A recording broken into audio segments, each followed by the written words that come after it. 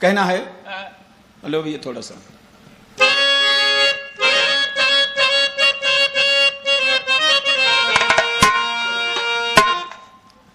भारत की जमी के कण कण में, भारत की जमी के कण कण में यदि कुल की कहानियां जाहिर,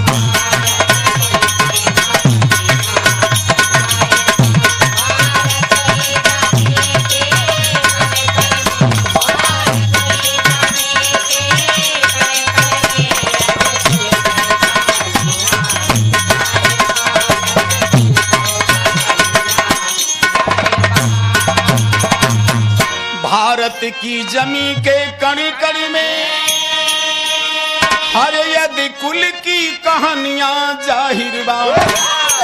इस जन्म भूमि की सेवा में, इस जन्म भूमि की सेवा में इनकर कुर्बानियां जाहिर।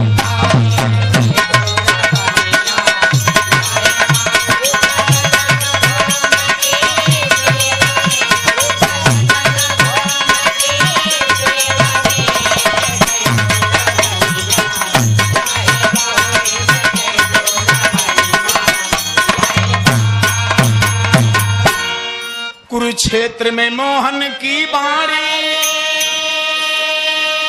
अरे हिंदू का ग्रंथ, अरे धर्म गीता। भगवान कन्हैया बालेपन से जब जेल में पैदा हुए बाबूजी, तभी से उन्होंने अपना तंत्र मंत्र जादूगरी शुरू कर दिए ना भैया।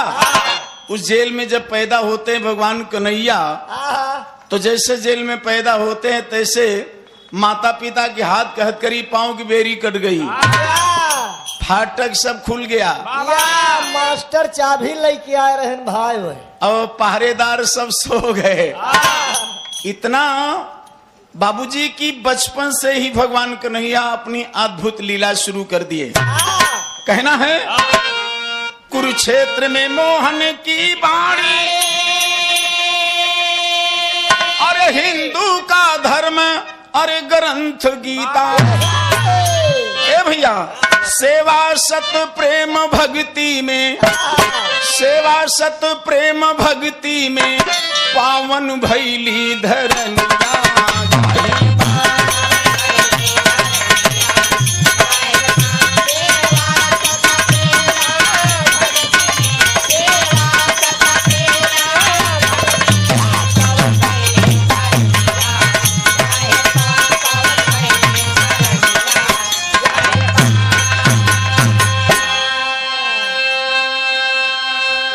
अयोध्या पाल की तरफ से, चाचा की तरफ से थोड़ा ऊपर करिए। 51 रुपए का सम्मान आशीर्वाद आया है। चौड़ों में प्राण आशीर्वाद की कामना है। अगले बंद में क्या कह रहे हैं? गो सेवा की शिक्षा मिलती, अरे गोकुला में दूध बही सरिता। गो सेवा की शिक्षा मिलती, अरे गोकुल में दूध बही सरिता। अरे पार ब्रह्म बनवारी की, पार ब्रह्म बनवारी की शक्ति राधा जोगिनिया जाहिर।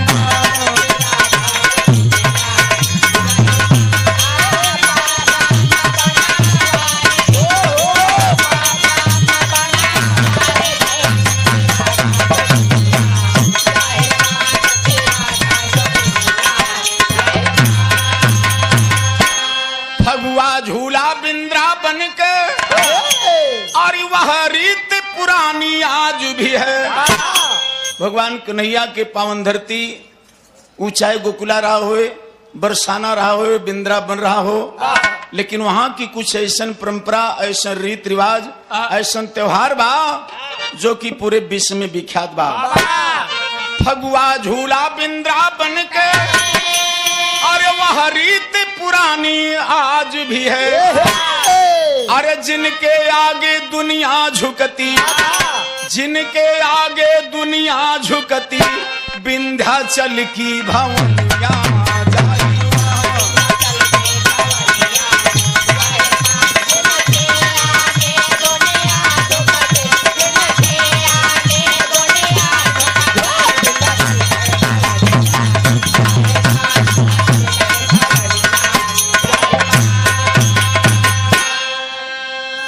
हमारे रेलवे विभाग के परम श्रद्धेय बड़े भैया माननीय श्री राम प्रकाश यादव भैया की तरफ से 201 रुपए का सम्मान आशीर्वाद आया है।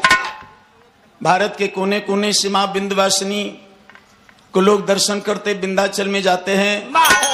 ये प्रमाण मिलता है साथियों की ये भगवान कन्हैया की बहन बताई गई है। ए भैया कहना है, अरे जिनके आगे दुनिया झुकती, जिनके आगे दुनिया झुकती, विंध्याचल की भवनिया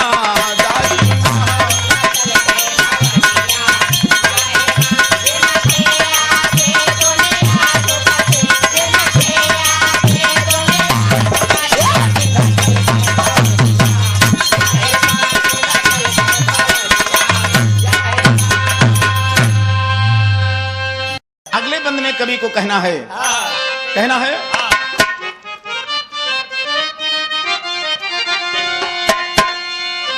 कहना है। एक बड़ा अच्छा इतिहास के बारे में आप लोगों के बतावत ही। लंदन से एक पहलवान आया था अपने भारत में लड़ने के लिए। अब पूरे भारत को चैलेंज कर दिया कि कोई माई का लाल हो तो भारत का कोई नौजवान हमसे पंजा मिला ले। जिसका नाम था साथियों कालो पहलवान। लंदन आकर के भारत को चैलेंज कर दिया, लेकिन भारत के कोई लाल नहीं उठा। एक लाल उठा। वो कौन लाल है आपको सामने कहना है। लंदन का सीना दहल गया, लंदन का सीना दहल गया, अरे गोरों की नानी याद आई। लंदन का सीना दहल गया, अरे गोरों की नानी याद आई। अरे आरा जिला धंजो यादो, आरा जिला धंजो यादो, जे कर पहलवनिया जाई।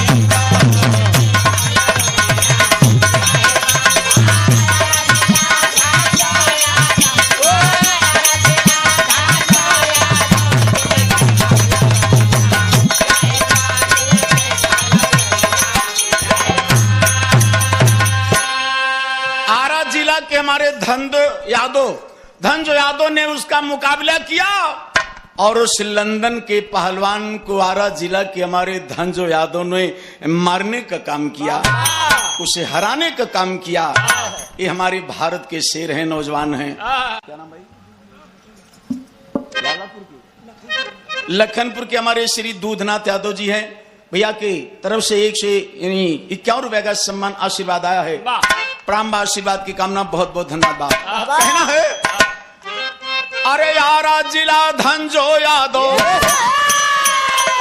आरा जिला धंजो यादो, जे कर पहलवनिया जाई।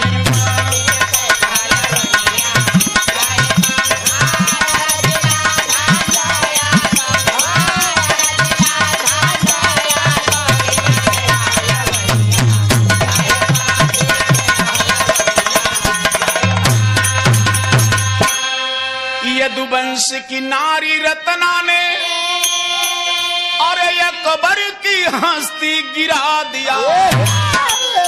यदुवंश की नारी रत्ना ने और अकबर की हस्ती गिरा दिया। अरे सीमा पर जान से खेली गए, अरे सीमा पर जान से खेली गए, जवानन के कुर्बानियां जाहिर।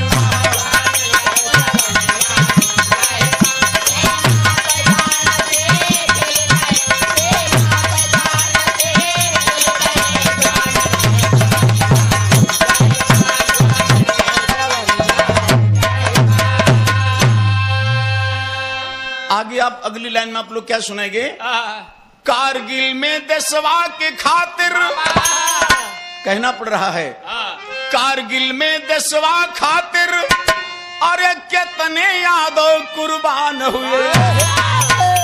कारगिल में देशवा खातिर अरे कितने यादव कुर्बान हुए। अरे लालू मुलायम से कितनन के, लालू मुलायम से कितनन के ढीली भैली सुथनिया जाई।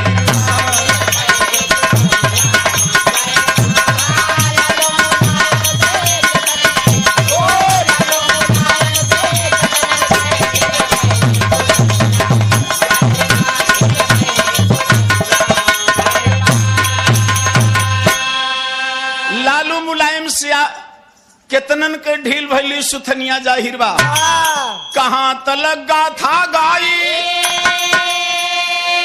अरे देसवा यही रे कर जीवा मनब्या कि न मनब्या मालिक पड़े सही बताओ तो बुरा मत मनिया कहाँ तलक गाथा गाई अरे देसवा हिरन के कर जीवा ए भैया श्याम के शिक्षा माना बिरन अरे श्याम के शिक्षा माना बिरन ठीक राखा चलन जाहिर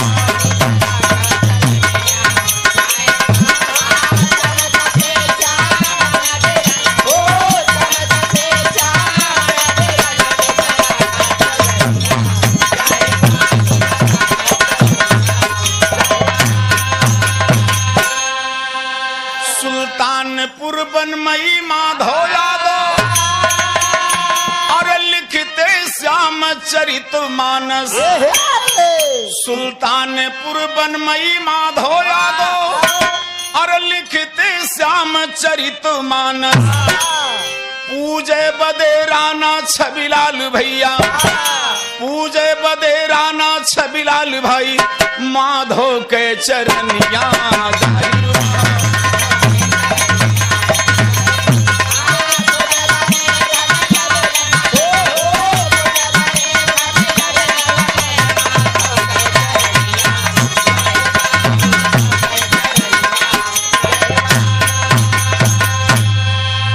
श्री महादेव यादव मरसिंहपुर के पावन धरती से बाबूजी 51 रुपए का सम्मान आशीर्वाद की कामना बहुत बहुत धन्यवाद है आशीर्वाद की कामना है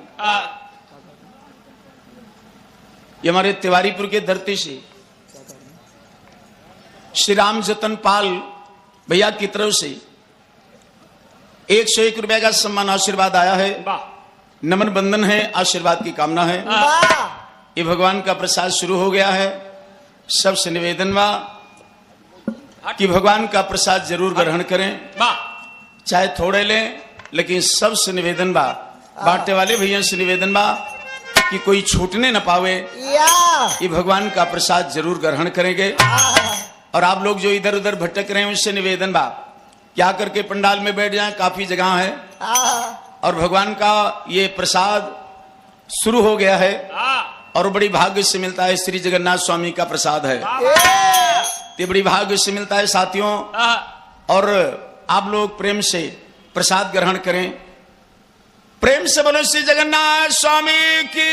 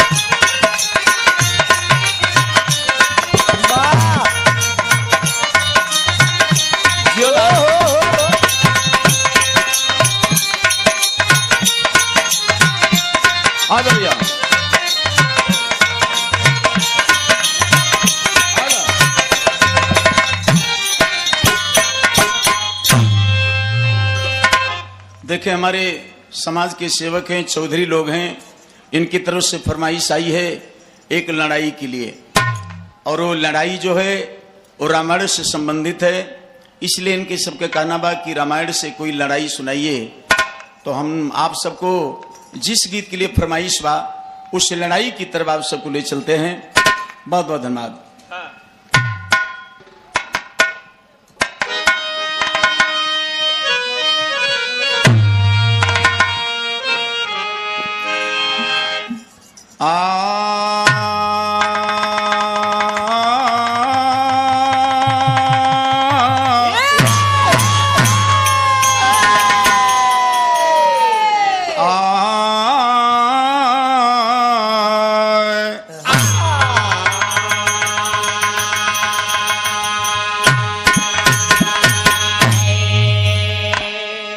अंजनी पुत्री भक्त हितकारी, हनुमत लीजय खबर हमारी, बिंदुवासनी तो ही पुकारी, प्यारी कभी कला हो दीजय आशीर्वाद।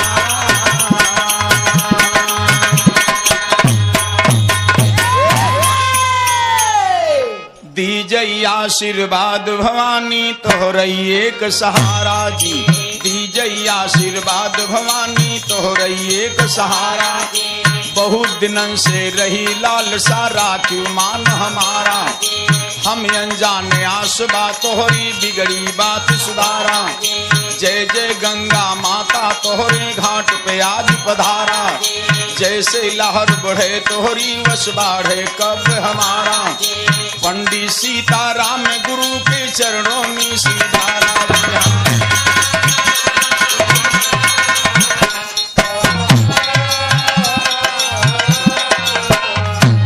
पंडित सीताराम गुरु के चरणों में सिर डारा, माधोराम के उठी कलम माँ गंगा जी के किनारा, विश्वामित्र गुरु एक दिन यहाँ लागे करन बिचारा, मिलने चले हैं रामचंद्र से मुनिवर भय तैयारा, नगर अयोध्या का चल भय पहुँचे हैं विपिन मझारा, प्यास मुनिवर व्याकुल हो गए होता धाम पारा।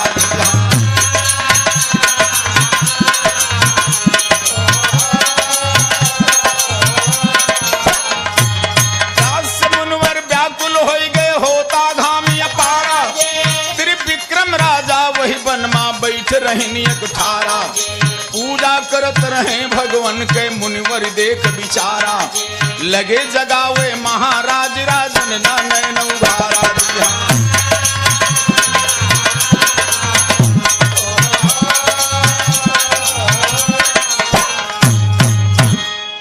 एक समय की बात है, मर्यादा पुरुषोत्तम भगवान से गुरु विश्वामित्र से ढेर दिन हो गया है, मुलाकात न भरा है। राम से मिलने के लिए अयोध्या चल पड़े, लेकिन रास्ता में बड़ी जोर प्यास लगी और एक जंगल के बीच से रास्ता बा, वही रास्ता में बाबूजी त्रिविक्रम भगवान का भक्त बैठ के भगवान की पूजा कर रहा था, लेकिन एकदम मौन हो चुका था, भगवान के ध्यान में लीन था बाबूजी। और वही समय में विश्वामित्र की नजर पड़ गई कि चल के उससे हम पानी मांग के पी लें, बड़ी जोर प्यास लगी है। अब जब उनके पास पहुंचता है तो मुनि जी देखें जगावत हैं राजन के कि हमके पानी पिलाए दा, पूजा किया बाद में। तो सानी खोला अखिया, सानी खोला अखिया, मुनिवर कहाँ पिलाई दा पानी, सानी खोला अखिया।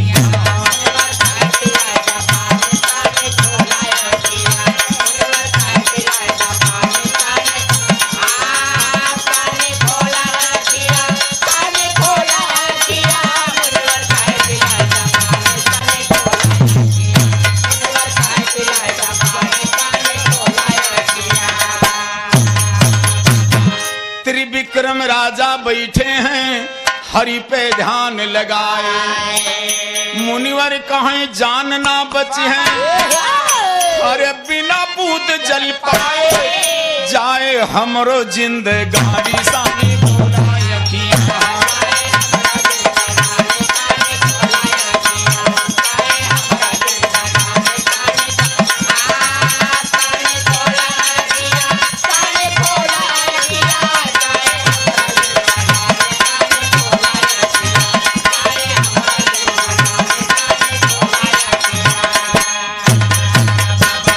एक तो धूप जोर के दूजे भाप दल के चलना, पहले दिया हमें पानी फिर ध्यान हरि पे धरना, वरना हुए जाने के हानि सानी।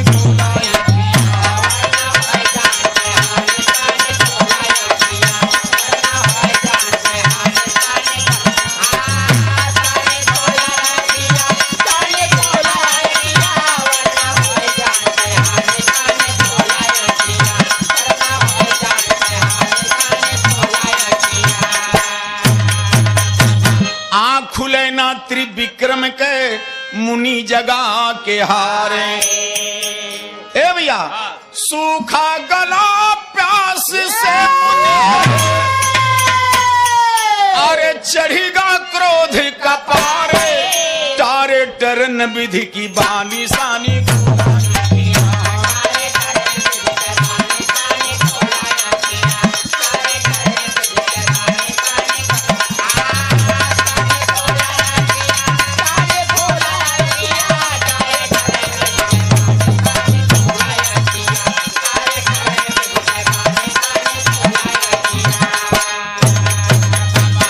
देखें त्रिविक्रम राजा भगवान के ध्यान में लीन है बाबूजी, आंख नहीं खुली, पानी नहीं दे पाए। उनको ये नहीं मालूम बा कि हमसे कोई पानी मांग रहा है, कौन मेरे पास आया है कौन नहीं आया है। ये बाबूजी जब पानी नहीं पाए तो गुरुजी क्रोध में हो गए। विश्वामित्र जी क्रोध में हो करके त्रिविक्रम राजा का तरपासत है कि जाओ पानी ना पिलाया लेकिन एक बदला हम चुका ले। बड़े क्रोध में हो गए। विश्वामित्री कहें सुन पाजी पानी ना पिलाए, क्षमा कर अपना तो के पाजी, अरे बदला बिना चुकाए। आए मुनि अवध रजधानी सानी डोला यकी।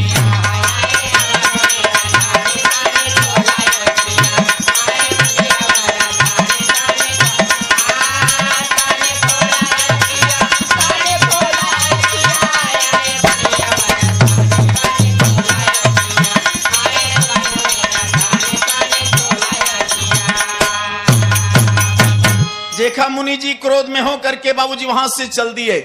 चलते चलते भगवान के दरबार में अयोध्यापुरी पहुंचे और दरबार लगा है, इतने में गुरुजी पहुंच गए। बड़े सम्मान के साथ राम बैठा करके सभी लोग गुरुजी को प्रणाम करते हैं और देखें गुरुजी की सेवा शुरू कर दिए। तो बाबूजी लटका में कहना है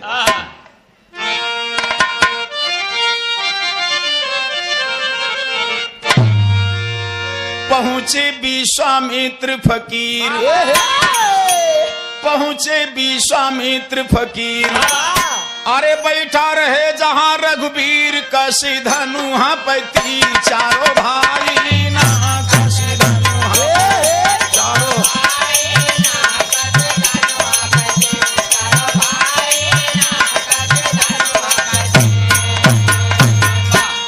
देखे गुरु दियो का राम, अरे उठ के तुरंत करे प्रणाम, लेके दशरथ का नाम रघुराई ना,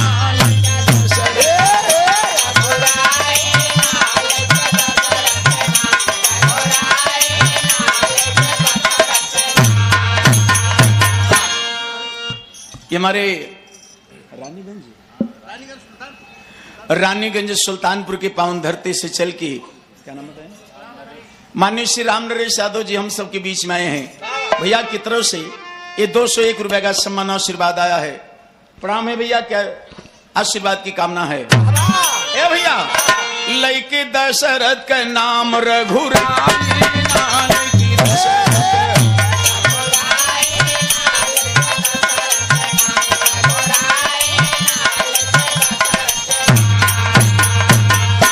भगवान कहें झुकाए शीश, अरे बाबा दई के हम यशीष, बैठा आसन पे मुनीश पग दबाई ना, बैठा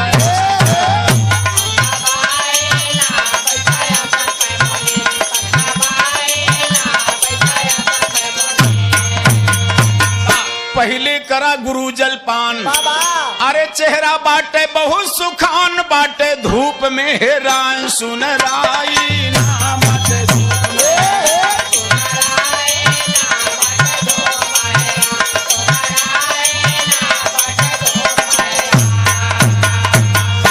बोले विश्वामित्र सुजान। गुरु के सेवा में तमाम बाबूजी उनके जलपान के लिए तमाम व्यवस्था हो गई। अब गुरुजी जलपान ना करता है, राम कहे गुरुजी जलपान करा, चेहरा बड़ा फीका लगत बा, बहुत धूप में चल पड़ा। गुरुजी ये क्रोध में है बाबूजी, गुरुजी क्रोध में है, पानी वानी नहीं सुझात बा। अब इतना गुस्सा न है जौने कोनो जवाब नहीं ना, कहे राम प्यास तो बहुत तेज लाग गया, लेकिन हमारे एक बात बा, हमारे एक मागन बा, पहले मागन पूर कह दिया तब हम जलपान करब। तो राम कहें प्रभु बताइए क्या चाहिए आपका। तो देखा क्या कहता है, बोले विश्वामित्र सुजान, बोले विश्वामित्र सुजान, अरे सुन ले राम खोल के कान, पहले गुरु दक्षिणा दान द्या चुकाई ना पहले।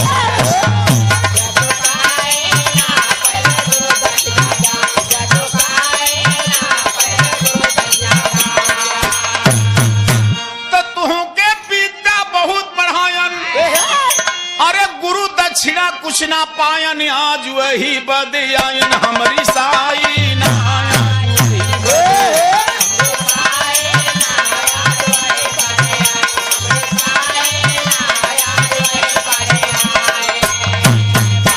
गुरुजी नाराज होके बोले कि देखा तुम्हें कितना विद्या सिखायन, कितना पढ़ायन लिखायन, का कहन।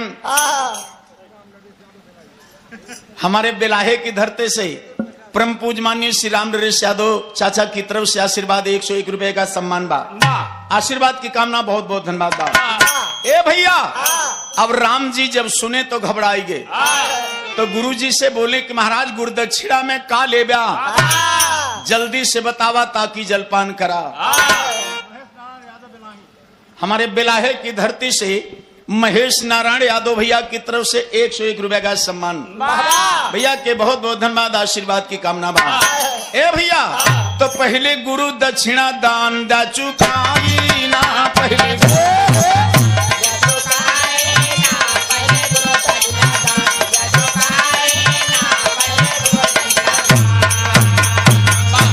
माननीय श्री राम तीर्थ यादव हमारे दलापुर के धरती से 201 रुपए का सम्मान आशीर्वाद आया है, नमन बंधन है, आशीर्वाद की कामना है। ये हमारे शालिग्राम पाल हैं, 51 रुपए का सम्मान।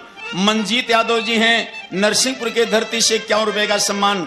ये हमारे सुशील उर्फ वकील साहब हमारे यादव जी हैं मालिकपुर के धरती से, अच्छा घर मालिक हैं आप, 21 रुपए का सम्मान है। भैया के बहुत बहुत धन्यवाद, सुखी जीवन की कामना है। सूरजपाल यादव भैया की तरफ से 51 रुपए का सम्मान आशीर्वाद आया है, नमन बंधन है, आशीर्वाद की कामना है। तो बोले सियापति महाराज, भगवान बोल पड़े हाथ जोड़ के गुरु के सामने, बोले सियापति महाराज, अरे हाजिर बाटे अवध कई ताज मांगा, अगर स्वर्ग कई राज सौंपाई ना मांगा।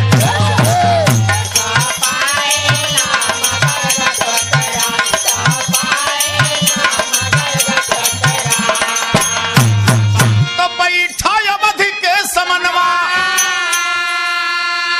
अरे बन में करबई हम गुजरनवा, चाहा कुबेर कई खजनवा तो मंगाई ना चाह।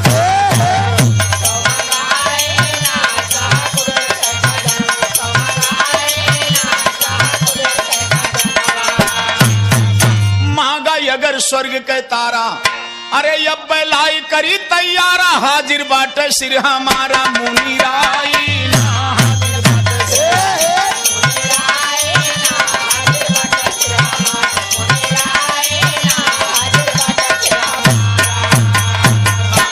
गुरु के सामने मर्यादा पुरुषोत्तम भगवान हाथ जोड़ के खड़े हो गए, कहे महाराज हमके बहुत विद्या सिखाया, तमाम गुण सिखाया, लेकिन दक्षिणा अगर आपको चाहिए तो दक्षिणा में का चाहिए, चाहे पूरा अयोध्या का राज लैला, चाहे कुबेर के खजाना लैला, स्वर्ग के तारा मांगा तो हम ला के दे दे, चाहे टच वाली मोबाइल ले ले। हेलो, यह जमाना में यहो बहुत जरूरी बा। हेलो, तो बाबूजी राम के सामने भगवान हाजिर होइए, कहें गुरुजी जवन दक्षिणा में लेवे कोई जल्दी से बतावा। तो मुनिवर कहें सुना भगवान, अरे पहले दैदा 3 जबान मांगी तब तुझसे दान हरसाई ना मांगी तब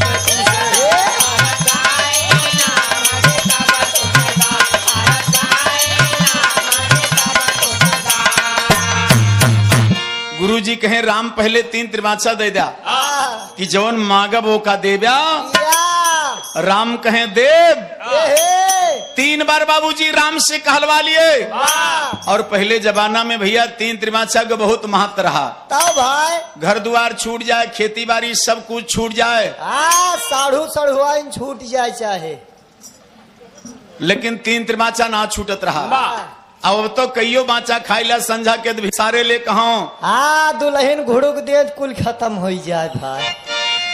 अच्छा, ये ने कहा भैया, लेकिन देखें साथियों, पहले 3 त्रिमाचा का बड़ा महत्व रहा।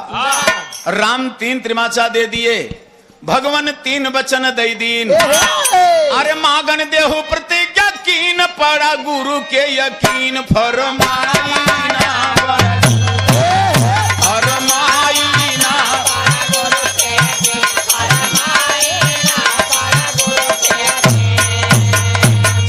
सुन लो राम खोल के कान। जब 3 त्रिमाचा ले हैं तब गुरुजी अपन दक्षिणा मांगत हैं कि सुन लो राम खोल के कान। अरे रहन प्यास से या कुलान, मिला त्रिविक्रम नादान, हम बुलाई ना मिला।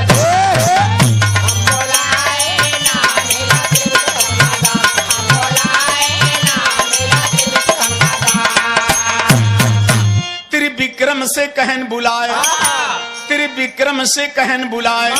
अरे हमका पानी दा पिलाए, लखिसना पलक उठाई ना डराई ना।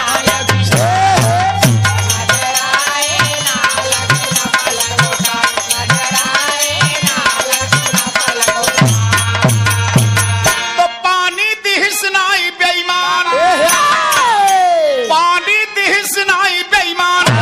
अरे त्रिविक्रम के मूड बिहान, हमरे चरणों पे भगवान जा चढ़ाई ना हमरे।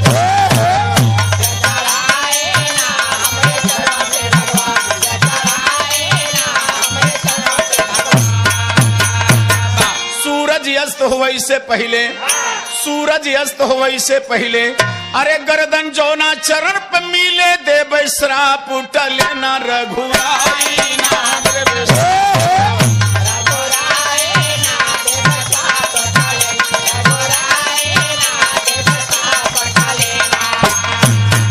तो सुन के गुरुवर के दक्षिणवा, अरे कांपा भगवान के बदनवा, पड़ गए उलझन में परनवा, गए सुखाई ना पड़ गए।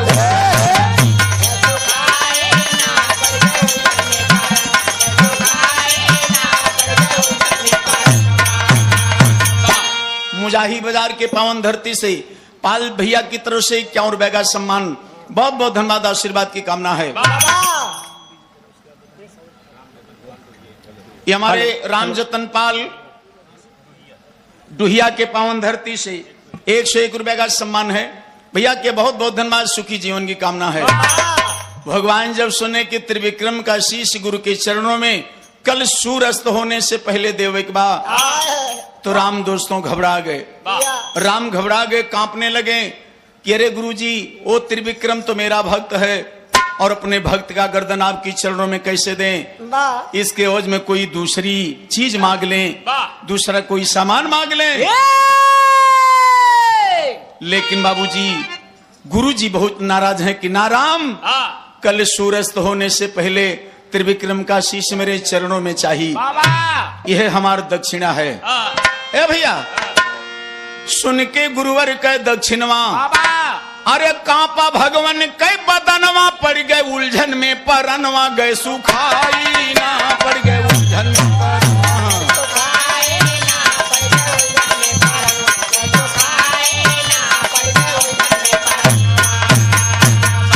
एक वर गुरु एक वर भक्त, एक वर गुरु एक वर भक्त। अरे बाट आज परीक्षा सख्त, लिहिस रघुबर का वक्त, यजमाई ना लिहिस।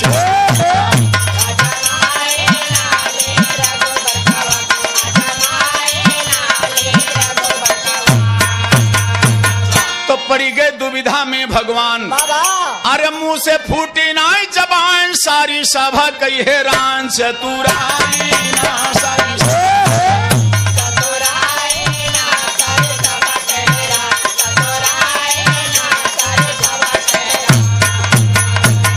गहराए चतुराई, अब तो सभा में सन्नाटा छाई, जब ना गुरु दक्षिणा पई है कलंक लग जाए। गर्दन काटूं अगर भक्त के नाम हमारो, खड़ा यहाँ भगवान गुरु के आगे शीश झुकाई है।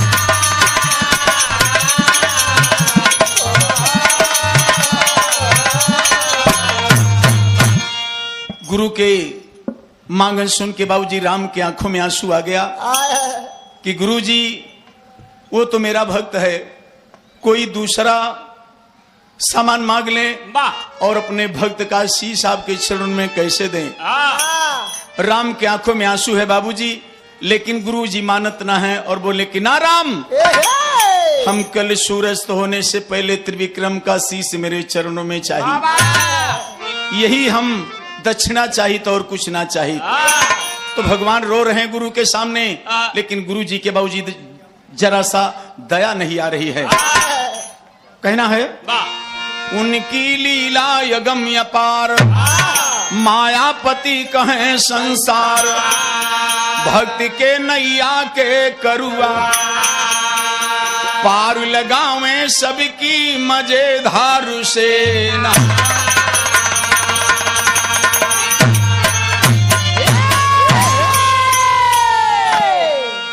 ढेला की पावन धरती से माननीय श्री राम वरण यादव भैया की तरफ से 101 रुपए का सम्मान आशीर्वाद आया है। चरणों में प्रणाम, आशीर्वाद की कामना। वैसे बोल दें, हम बोल दीजिए। हमारे माननीय श्री रतिपाल यादव जी गजापुर के धरती से 51 रुपए का सम्मान है। भैया की प्रणाम, आशीर्वाद की कामना। श्री देवनाथ यादव भैया गजापुर की धरती से 51 रुपए का सम्मान है। भैया को प्रणाम, आशीर्वाद की कामना है। ए भैया तो देखे हुआ क्या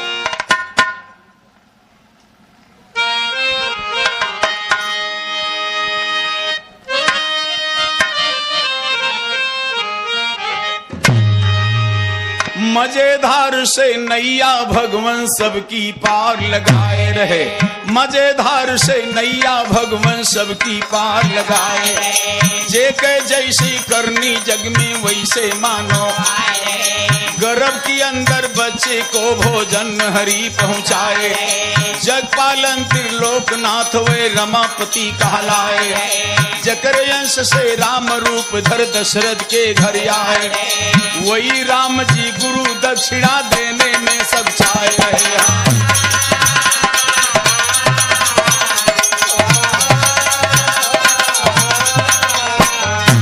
वही राम जी गुरु दक्षिणा देने में सब छाए, आज भक्त के लिए राम के नयन में आंसू छाए, प्रेम विवश कुछ कहना आवे मांगन सुन चकराए, बोले विश्वामित्र गुरु क्यों रामचंद्र पछताए, साफ साफ नहीं आई दिया हम अपने वतन को जाए रहे।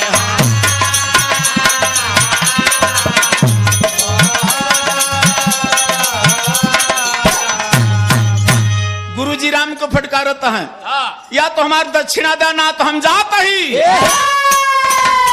याद रखा राम जाते समय हम तुम्हें श्राप दे दूंगा। गुरु जी बाबू जी गुस्सा गए, लेकिन क्या कहें भैया,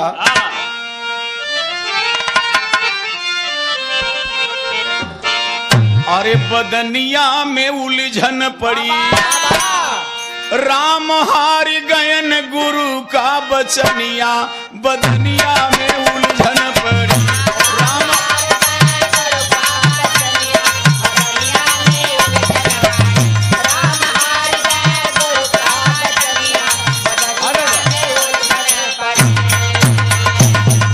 कहाँ मुनिराज राम हर मुहुआ से बोला, और सुन के मगनमाऊ अठनाई डोला,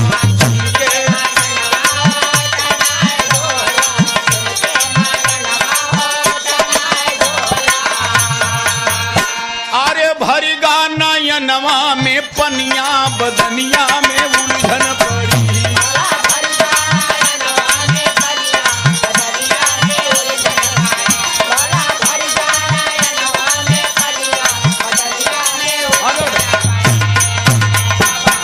कहीं देते रहा यबले अवध राजधानी, और कहा स्वर्ग लोक राज करा मन मानी, स्वर्ग लोक राज करा मन मानी, जवाहरात देत रहा, कुबेर के खजाना देत रहा। एक छोटा सा मागन मांगत ही तो मेहरारू की ना रोवत हा। रोना मर्दों का काम नहीं है। या तो मेरा दक्षिणा स्वीकार करो, नहीं मैं जा रहा हूँ। अब आपको शराप दे के जाएंगे। जब ना मगनवा हमार मिल जाए, तब सूरवंश में कलंक लगी जाए।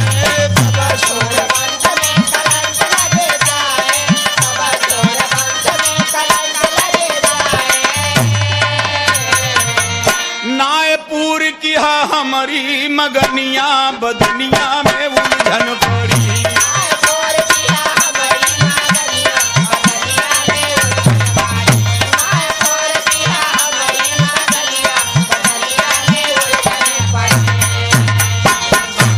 राम की आंखों में आंसू बा। बाबूजी राम सोचता है कि दक्षिणा दे दे ठीक बा, अब पता नहीं कौन शराप दे दी है गुरुजी, मैकडावल दे हैं और का दे हैं, तो जिंदगी बर्बाद हो जाएगी। तो गुरुजी शराब के लिए राम शराब के लिए डराएंगे बाबूजी, और कहें गुरुजी ना तो जा ना तो शराप दिया, हम तो हर मांगन देवे बदे तैयार रही। तो धनुष मार उठा के राम बाबूजी देखें गुरु दक्षिणा देवे बदे तैयार हुई। तो कैसे लटका में कहना है,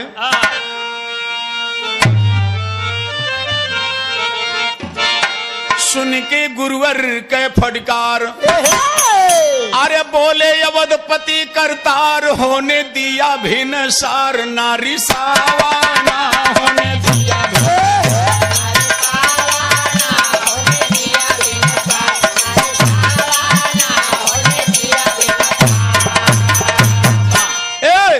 राम कहे होने दिया भेंसार नारी सावाना, काटब त्रिविक्रम कैसीस, अरे रहूबे तोहरे चरण मुनीस, बाकी बाटी हमारी फीस जो पढ़ावाना बाकी।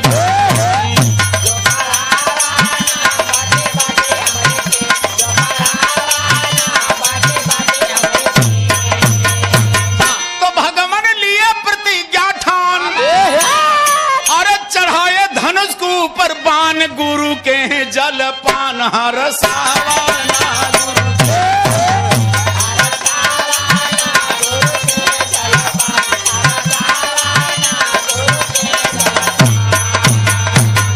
राम जी हुकुम कई दी जारी, अरे भोरे फौज को हुए तैयारी, चल के त्रिविक्रम का मारी ऋण चुकावाना।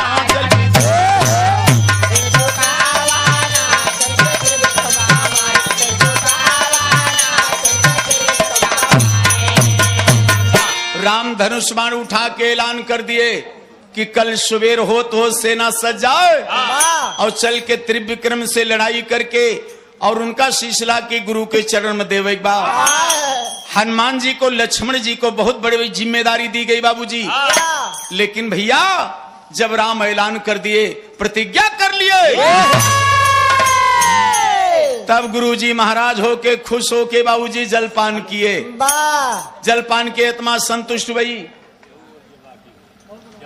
अच्छा भैया जे बतावता है कि और बोल दिया कि जे जलपान करे बदे बाकी हो उ जलपान कर लिए। बिल्कुल भैया निवेदन बाकी भगवान का प्रसाद है, छूट नहीं पावे। और सब बाबूजी इधर देखे व्यवस्था है, आप लोग भगवान का प्रसाद ले लें, जलपान कर लें। ये हमारे राम सुरेश यादव जी हैं, रघुनाथपुर के धरती से 51 रुपए का सम्मान है। ये हमारे वकील यादव जी हैं, शाहपुर के धरती से 51 रुपए का सम्मान। राम जग हमारे रघुनाथपुर के धरती से 51 रुपया। ये हरि राम यादव हमारे शाहपुर के धरती से 101 रुपया।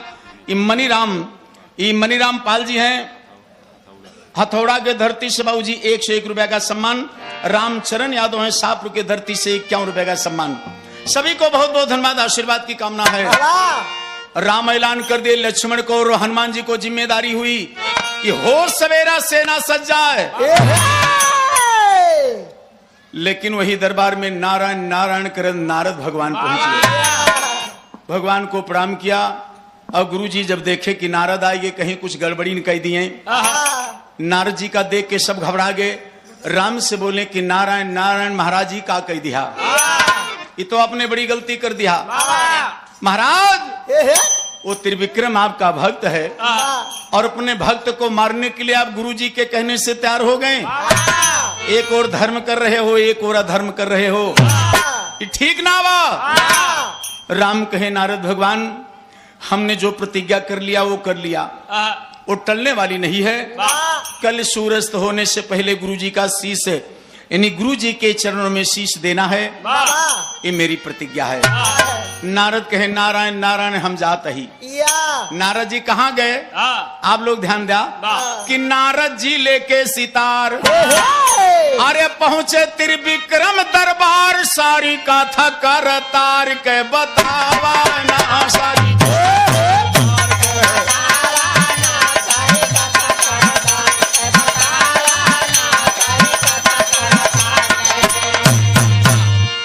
नारद जी पहुंच गए, नारायण नारायण कर। त्रिविक्रम राजा जब देखे तो बड़े सम्मान से बिठाए, प्रणाम किया।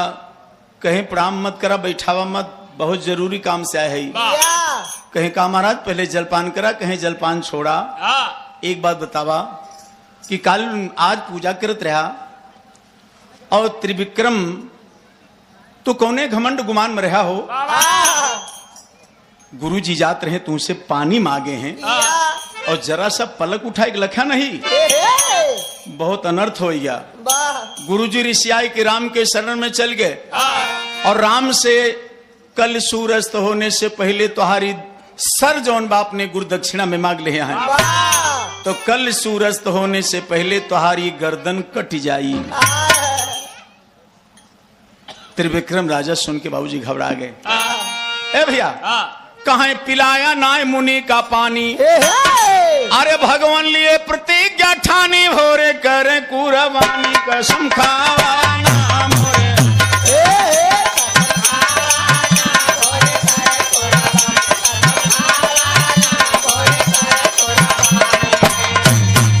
तो मागे गुरु दक्षिणा मुनिवर, मागे गुरु दक्षिणा मुनिवर, अरे दैदा हम लाई के रघुवर राजा त्रिविक्रम के गर्दन चरण चढ़ावा राजा।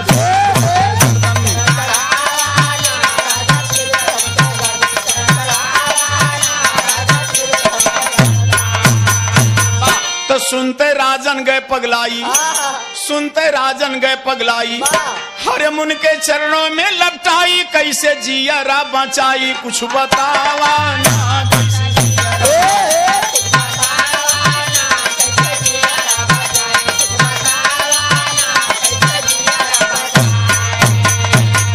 विश्वामित्र हैं कब आए, अरे बाबा हम ना सकी बताए, गए मुनि ऋषि आई जी दिया ना गए।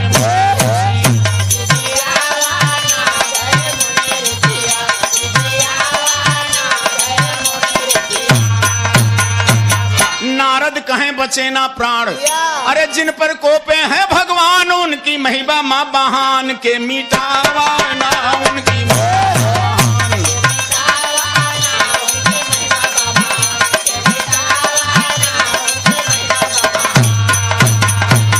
नारद जी कहें बचत न पौया, जे का मारे बदे भगवान प्रतिज्ञा कैले हैं, अब वो कहे संसार में बतावा बचावे वाला के बा।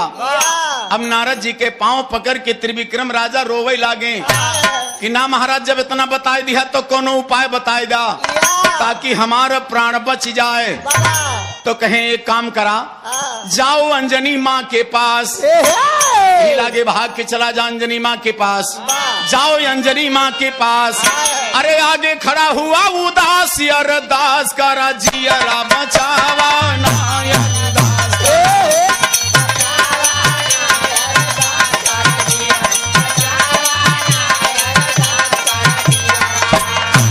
तो पहले लईकी तीन जबनिया, अरे तब सुनाया पारे सनिया, माता अंजन के शरणिया में लुकावा ना माता।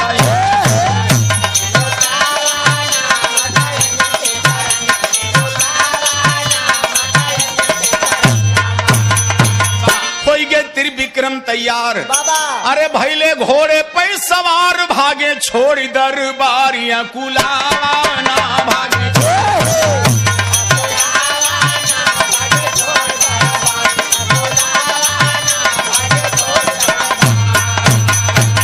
जाय के पर्वत पे नियर आए।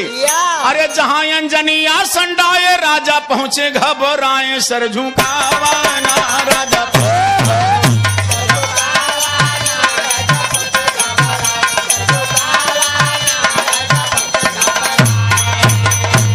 तो राजा गिरे जोड़ के हाथ, हरे क्यों ना देने वाला साथ, हमरे सर पे फेरा हाथ ये उठावा ना हमरे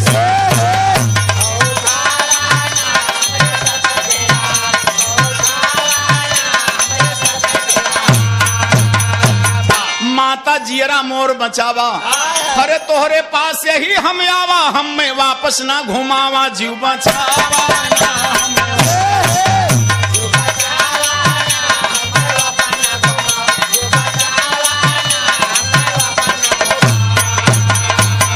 हमें घुमावा ना वापस ला जियरा मोर बचाई सुना, हमें घुमावा ना वापस ला जियरा मोर बचाई सुना। कहे अंजनी हे राजन दो साफ साफ बतलाए, कौन प्राण के घाटक तोहरे कहाँ का भूप कहाए। राजा कहे कि 3 बचन दा कसम लाल के खाए, कल सूरज डूबे तक राखा यम का यही, कसम खाइला हनुमान का यकीन जाए, कसम खाइला हनुमान का यकीन जाए। कहे अंजनी कसम लाल के काल जाए।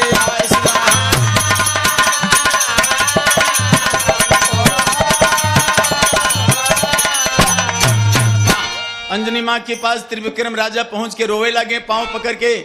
अंजनी माँ कहीं भैया के है का बात बा काहे रो था, पूरी घटना बताएं। कहे माई हम बहुत संकट में पड़ा ही, हमार जान बचे वाला नाई ना, कल सूरस्त होए तक माई हमके बचाला। अंजनी कहीं भाई के आटे, कहे ना माई पहले कसम खाइला हमार रक्षा करबू कि ना करबू, हनुमान जी के कसम खाइला माई तब तो हमारे यकीन पड़े। अंजनी माँ सोची समझी ना गप से हनुमान जी के कसम खाई ली। कहा अंजनी कसम लाल के काल जुदाए आए सुना, तब हूँ सूरज अस्त होए तक लेबे प्राण, तब हूँ सूरज अस्त होए तक लेबे प्राण। माते अंजनी से राजा तिर बाँचा ले, माते अंजनी से राजा तिर बाँचा ले धर्म।